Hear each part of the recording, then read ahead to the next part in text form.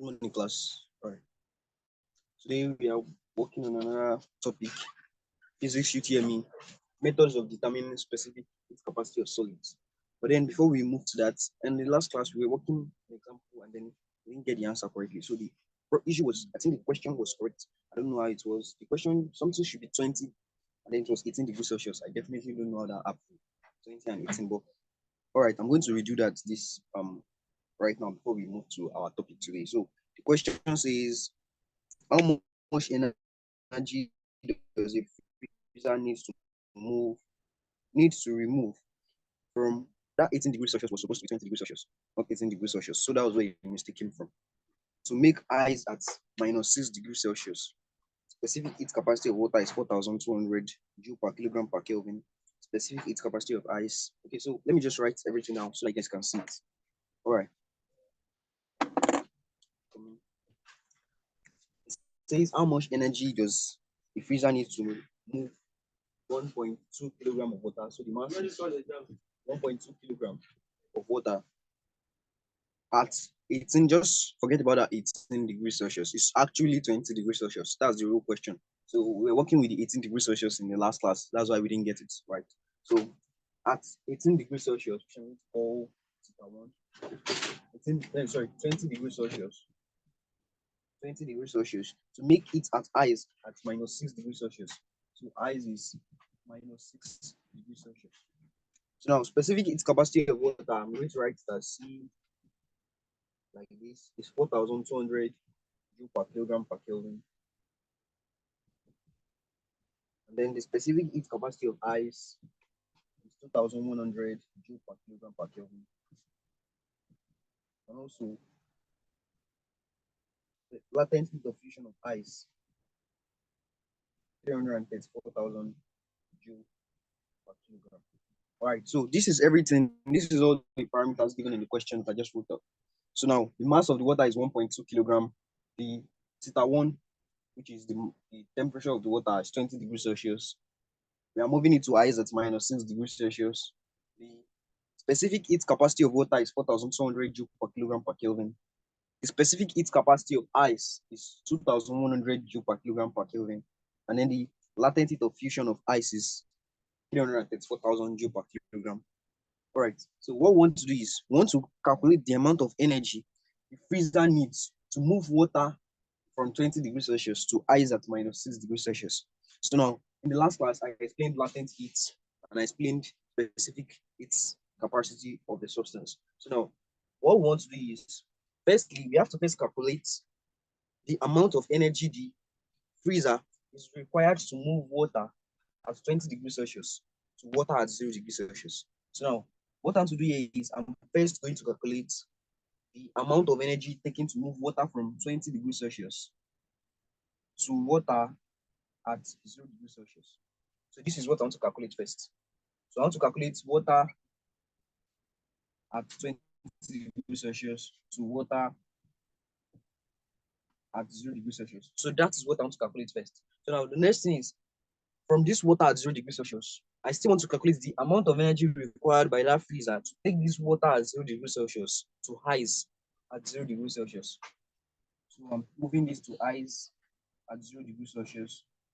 And then from ice at 0 degrees Celsius to ice at -6 degrees Celsius.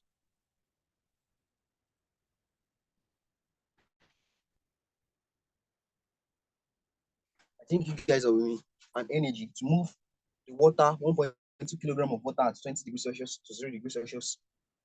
Calculating down first. Then from water at 0 degrees Celsius to ice at 0 degrees Celsius.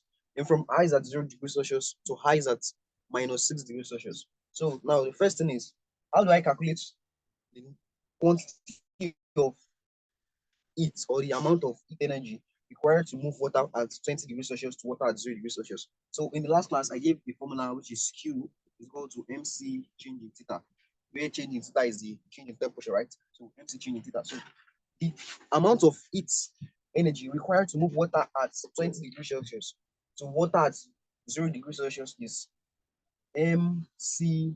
That's my C is the heat capacity, specific heat capacity of water. MC change in theta, right? So now I also explained latent heat in the last class. I said latent heat is that energy that changes a state, a substance from a state to another state with at constant temperature, or a state to another state without a change in temperature. All right, so that's latent heat. So this temperature is not changing. So it's moving, water is moving from liquid to solid, but then the temperature is still 0 degrees Celsius. So what's happened here is latent heat. So now I have to calculate the latent heat of moving water from 0 degrees Celsius to highs at 0 degrees Celsius. So how do I calculate latent heat? You say latent heat is equals to ML as latent heat of fusion of ice, right? So the mass of the water times latent heat of fusion of ice. I said Q is equals to MLF. I think you guys are with me. So now this latent heat is simply that heat energy required to move a substance from one state to another state without a change in temperature. So that's what I'm calculating here. So this is the amount of heat energy required by that freezer to move water at 0 degrees Celsius to highs at 0 degrees Celsius. Now, from ice at 0 degrees Celsius, this freezer also have to release an amount of energy to convert ice at 0 degrees Celsius to height at -6 degrees Celsius. So what's that going to be? That's also going to be Q is equal to MC change in theta. But now, my C here is not going to be the specific heat capacity of water. It's going to be C high because now my substance is at ice. So now the substance now is ice. So I'm calculating the specific heat capacity of ice. I'm using the specific heat capacity of ice rather in the calculation. So this is going to be MCI change. So now the total energy expended or released by the freezer is going to be this plus this plus this. So after I evaluate this, I evaluate this, and I evaluate this, and I sum everything up together, and I have the total energy released by the freezer. All right. So this is what I'm going to be doing. So now for the first one is MCW change in theta. Change in theta. I want to calculate that. So now my change in theta is from 20 degrees Celsius to 0 degrees Celsius, right? So this is my change in theta equals to 20 minus 0, which is equals to 20. So my change in theta is 20 degrees Celsius. All right. So now my M is 1.2 kilogram times the specific heat capacity of water, CW, 4,200. 4,200 multiplied by my change in theta, which is 20 degrees. 20 degrees Celsius. So I'll multiply this. And I'll say 1.2 times 4,200, then times 20. So this is going to give me this. So my unit is going to be in joules because I'm calculating heat energy. This, after multiplying all of this together, I have this. So now the next thing I have to do is I have to calculate the latent heat required to move water at 0 degrees Celsius to highs at 0 degrees Celsius. So now that is this. So now I'll say MLF. So my M is 1.2 times the specific heat capacity, sorry, the latent heat of fusion of ice, which is LF, 334,000. So I'm going to multiply 1.2. So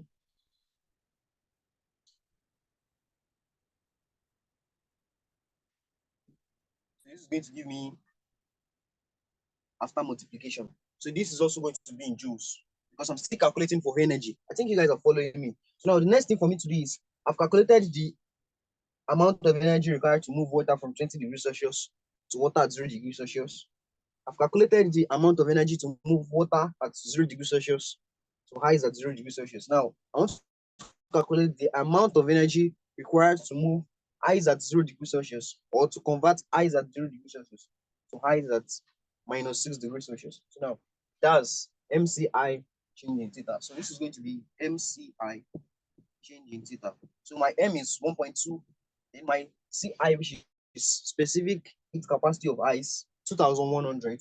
That's 2,100 times my change in theta. So now what's the change in theta of this place? It's moving from 0 degrees to -6 degrees, right? So my change in theta is going to be equal to 0 minus -6. So that is my change in theta. So this is going to be 0 plus 6. That's minus times minus, which means my change in theta is equal to 6. All right. So now this is going to be 1.2, which is the mass, times the specific heat capacity of ice, then times change in theta, which is 6. So I'm going to multiply this. I'll say 1.2 times 2,100 times 6. And I have 15,120 joules. So now I have these three answers. I have this as the amount of energy required to move water at 0 degrees Celsius to water at 0 degrees Celsius. Then this is the amount of energy required to move water at 0 degrees Celsius to highs at 0 degrees Celsius. Then the amount of energy to move highs at 0 degrees Celsius to highs at 6 degrees Celsius. So what I'll do is I'll add everything up together. That's this, then plus this third one over here. So right, I'm adding everything together. So I'll say adding it up.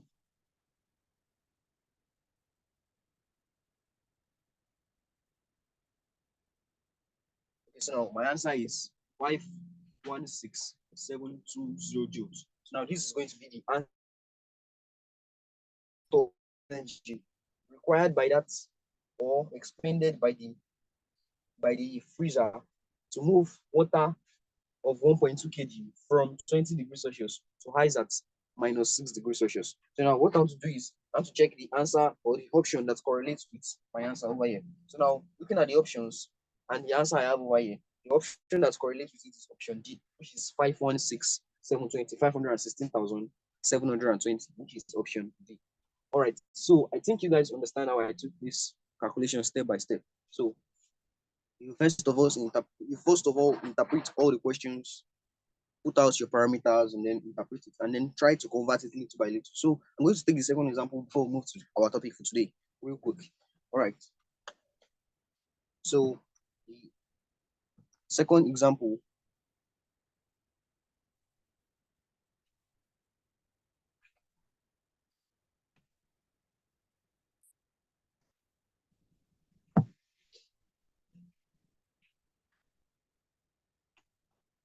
Second example says the quantity of heat required to melt completely 1 kilogram of ice at minus 30 degrees Celsius, so 4 degrees Celsius is, so I want to calculate the quantity of heat required to melt completely 1 kg of ice, which is 1 kilogram of ice. That's the mass of the ice from minus 30 degrees Celsius, minus 30 degrees Celsius to 4 degrees Celsius. That's water at 4 degrees Celsius. So what I need to calculate is the amount of heat energy required to move ice of 1 kilogram from minus 30 degrees Celsius to water at 4 degrees Celsius. So now, yeah, the first thing I have to know is, in the question now, only the specific heat capacity of water is given. So now that's why you have to know these things by heart. You have to know the specific heat capacity of ice, specific heat capacity of water, and then the latent heat of fusion of ice. So here is this, the specific heat capacity of water,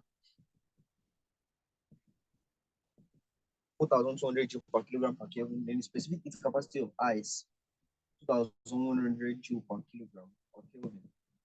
And also the latent heat of fusion of ice, which is 334,000 joule per kilogram. All right, so I have all of this. So the first thing I want to do is, just like in the first example, I want to calculate the amount of heat required to convert or to melt the ice from minus 30 degrees Celsius to highs at 0 degrees Celsius first. So now, the first thing is ice at minus 30 degrees Celsius to highs at 0 degrees Celsius.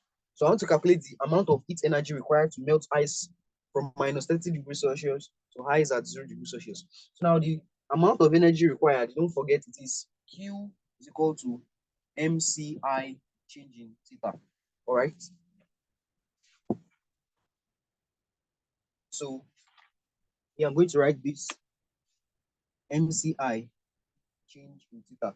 So now the amount of heat required to melt ice at 0 degrees Celsius to water at 0 degrees Celsius is the next thing I want to calculate. Water at 0 degrees Celsius. So now here is the latent heat taking place, the latent heat of fusion of ice.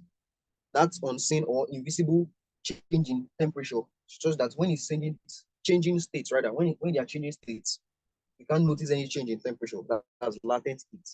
So, all right. So my latent heat, which is the quantity of heat required to move ice at 0 degrees Celsius to water at 0 degrees Celsius, is going to be MLF.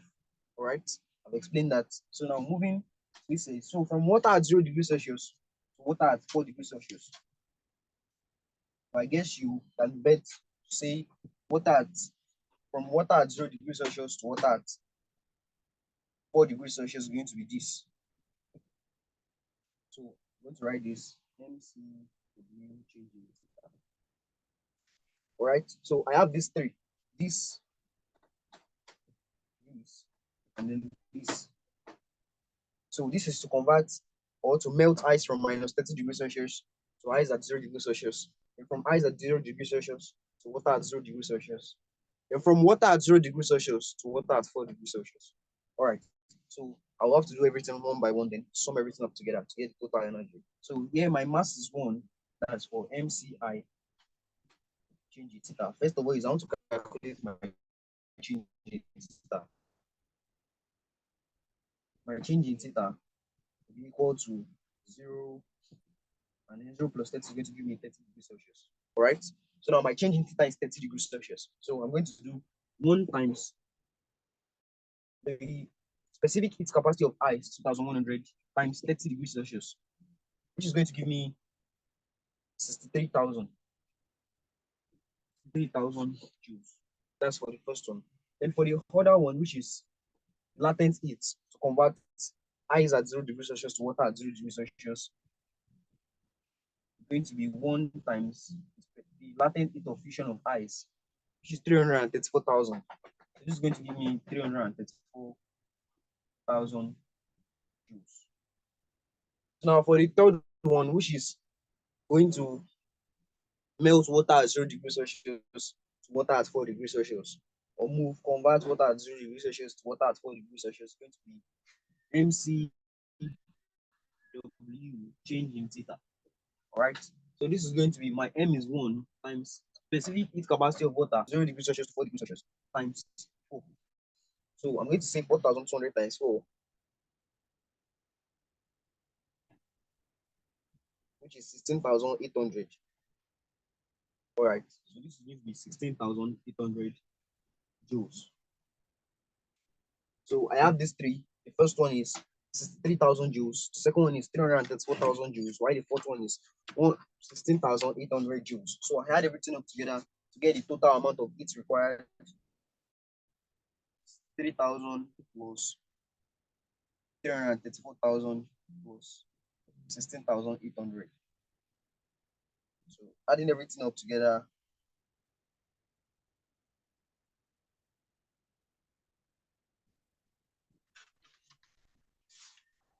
So after adding everything up together, I have 413,800 joules.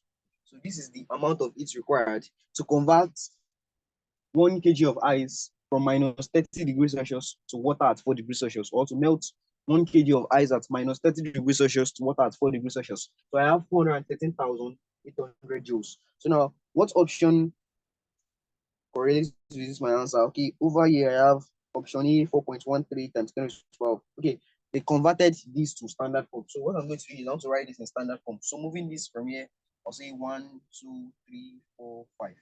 I can say 4.13 times 10 to the power of 5 joules. Actually, I can also say I want to convert this, approximate this actually. When I'm approximating this becomes 4.14. But here in my answer, I think they didn't approximate it. So they left it as 4.13 times 10 to the power of 5 joules, which is option B. So here is the amount of heat required to melt 1 kg of ice at minus 30 degrees Celsius to water at 4 degrees Celsius. I hope this is very understandable. So this is how you convert, this is how you work with converting from one state to another. First, you have to calculate the amount of heat required to convert that same state from minus 30 degrees Celsius to 0 degrees Celsius. Then you have to calculate the latent heat of converting it from that particular state to the other state. That's from, in this case, from ice to water. Then you have to calculate the amount of heat required to calculate from water, or to convert from water to the temperature. So that's what we did here. So I have 4.13 times 10 to the power of 5, which is option B. All right. So now we'll be moving to our topic here, methods of determining specific heat capacity of solids. So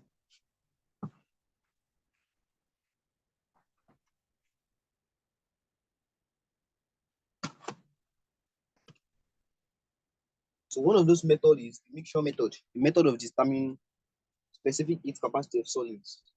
So one of it is mixture method. So now, what is the mixture method? When we want to calculate the specific heat capacity. So this is actually an experiment. So the essence of this experiment is to know the heat capacity of a particular substance. For example, we know that the heat capacity of water is 4,200. What if we want to know the heat capacity of, say, a copper rod, or say iron material, or say zinc or something? So how do we know the specific heat capacity of that material, or say the material this marker is made from? How do we want to know the specific heat capacity of that material? How do you calculate it? So the first thing is, okay, one of the methods is mixture methods. There are other methods like electrical method. Okay, so the mixture method is what I want to explain first. So how do we use the mixture method to calculate the specific heat capacity of a material? So the first thing is the apparatus we are going to be using. So you have the material, obviously. The material, we use water. Okay, so I'm going to put you through the steps right now, and I'm going to be explaining it. So the first thing is the known mass of the solid, whose specific heat capacity is to be determined, is equal to a known initial temperature of theta. Okay, so what I'm going to write here is I'm going to write out everything we're going to be using. Say the solid, let's say the solid is copper, and then, all right, we need water, which is pure water, because that's when I'm talking about pure water, I don't mean the sachet water you guys drink. So when I'm talking about pure water, that's water that boils at 100 degrees Celsius. So water, we know the specific capacity of water is 4,200. So that's what we use to determine the specific capacity of the solid. So we need water, and we need a thermometer to calculate or to measure temperature. Definitely, we need thermometer to measure temperature, and then probably spatula for mixing and all of that. So these are what we're needing for the apparatus. But then let me just explain it real quick. So now the first thing is the solid. Okay, so in a known mass of a solid, M1, whose specific heat capacity is to be determined, is heated to a known initial temperature, theta 1. So now, mass of this solid, which is M1, is heated to a particular temperature, theta 1. So now, say I have a copper. So I'm heating the copper. I want to determine the specific heat capacity of copper. So now I'm heating copper to, like, say 50 degrees, or let me say like 80 degrees Celsius. So I'm heating theta to copper to 80 degrees Celsius. So I'm going to be writing it down, because at the end of this, we are going to work on the calculation. So let me say the mass of this copper that we want to work with is, say, 5 kilogram. All right. And then after heating it up, after heating the copper to a point, we heated it up to 80 degrees Celsius. I think you guys are following me. So now I measure this at theta 1. So the first thing is, you first measure the mass of your solid. In this case, I'm using copper. So you measure the mass of the solid, you call it M1. So after measuring it, for you to know the mass of the copper, so that's what I'm measuring. So in this case, the mass of my solid, which is copper, is 5 kg. So now moving ahead, I said you heat that particular solid to a particular temperature. So now here I'm heating this, my own solid, in this case, to 80 degrees Celsius, and I'm naming that theta 1. All right. Meanwhile, a known mass of M2 is placed in a calorimeter. A known mass of water, M2, is placed in a calorimeter of different known initial temperature of T2. So let me say the mass of my water, let's say the mass of my water is like 4 kilogram is the mass of my water. All right. So now a water is placed in a calorimeter at a different known initial temperature. So let me say the temperature of my water is 10 degrees Celsius. So my theta 2 is 10 degrees Celsius.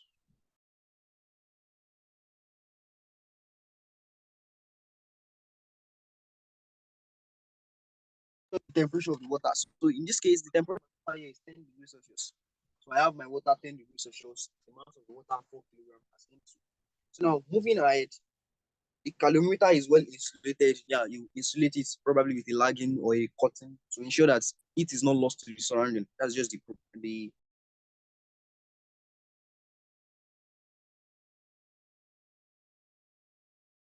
now the next thing is mixing.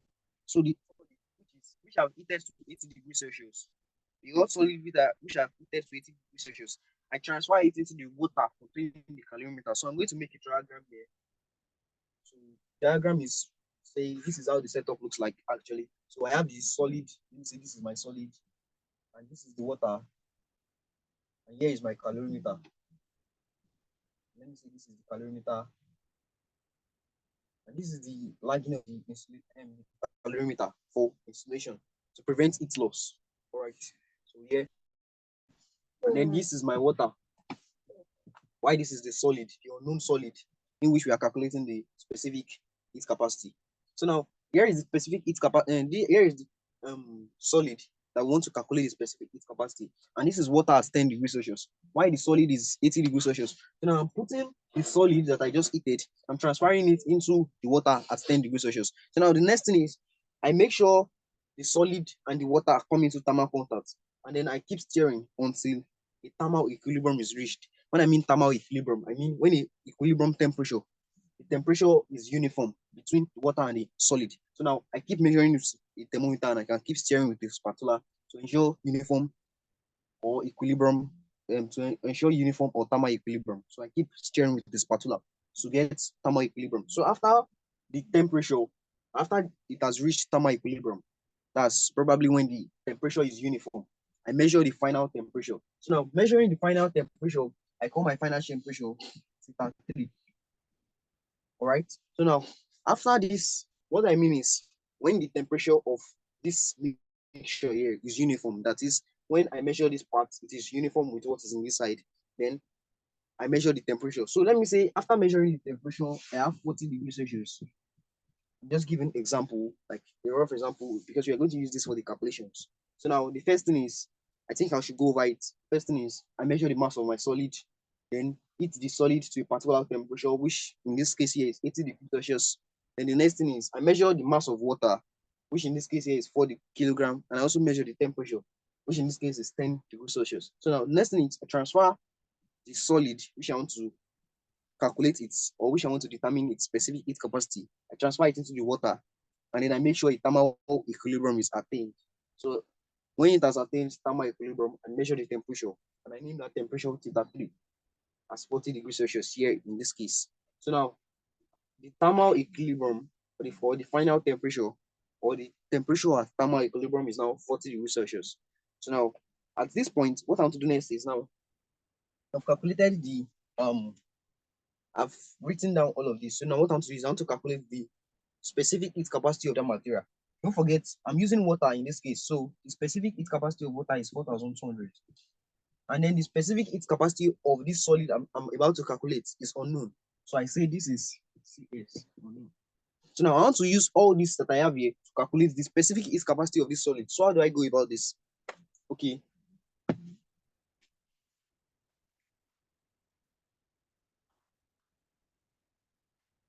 So now in law of conservation of energy, energy can neither be created nor destroyed, right? So now, since energy cannot be created or destroyed, we try to avoid every heat loss. That's why this calorimeter existed. So which means if heat is not lost to the surrounding, it means the heat lost, or the amount of heat, or the quantity of heat lost by this solid, is equal to the amount of heat gained by this water. So I can say heat loss is equal to heat gain. What do I mean?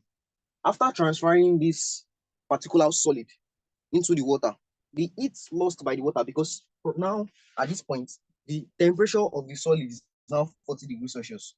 So which means the heat lost by the solid from moving from 80 degrees Celsius to 40 degrees Celsius will be equal to the heat gained by this water of moving from 10 degrees Celsius to 40 degrees Celsius. I think you guys are comprehending what I'm trying to say. So now I can say heat loss is equal to heat gain, since there was no heat lost to the surrounding.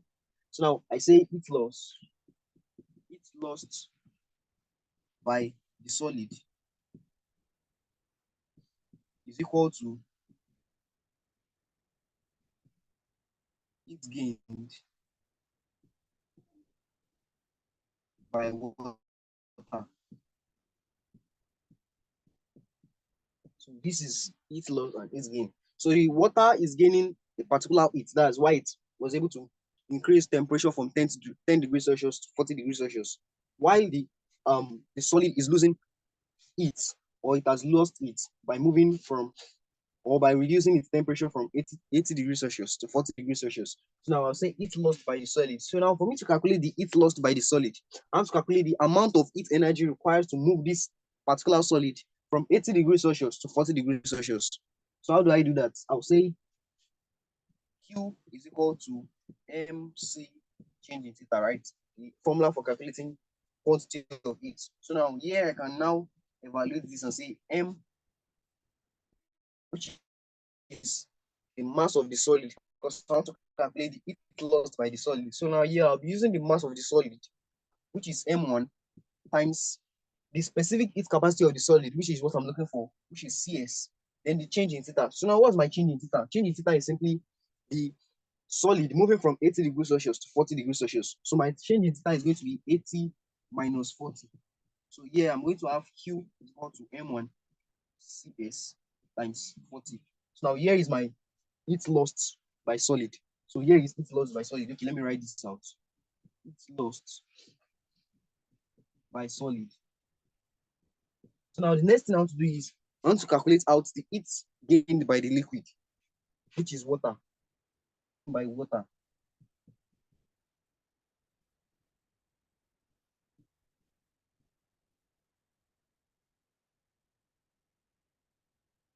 All right. So the heat gained by water is what I'm to calculate now. So how do I calculate the heat gained by water? I also use the same formula. Q is equal to MC change in theta. So now, in this case, the M I'm going to be using is the mass of my water, which is M2. Then the specific heat capacity of water, which is 4,200 times change in theta. So what is my change in theta? My change in theta here in this case is simply coming to make this clearer. Just write it here, 4,200. So now my change in theta is simply water, which is at 10 degrees Celsius, which is increasing temperature to 40 degrees Celsius. So my change in theta is simply going to be 40 minus 10, right? So this is going to be 40 minus 10.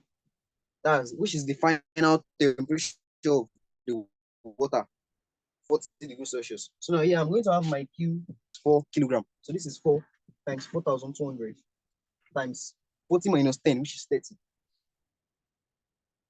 So now what I'm going to do is I'm going to multiply all of this together.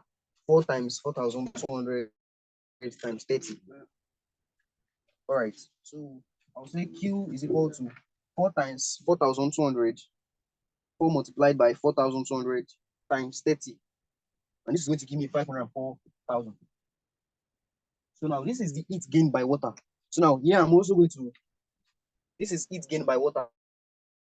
So here I'm also going to evaluate this and I'll say Q is equal to my M1 here is 5 kg multiplied by the specific heat capacity of my particular solid I'm trying to calculate. So now the specific heat capacity of the solid is unknown. So it's still going to be CS times 40. So I can say 5 times 40 is 200. And I'll say Q is equal to 200 CS. So now this is heat gained by water and this is heat lost by the liquid. Heat gained by water and then heat lost by the liquid. So now from here, I said heat lost by the liquid is equal to heat gained by water. Heat loss is equal to heat gain. So now what I'm going to do here is since heat loss is equal to heat gain, since heat loss is equal to heat gain,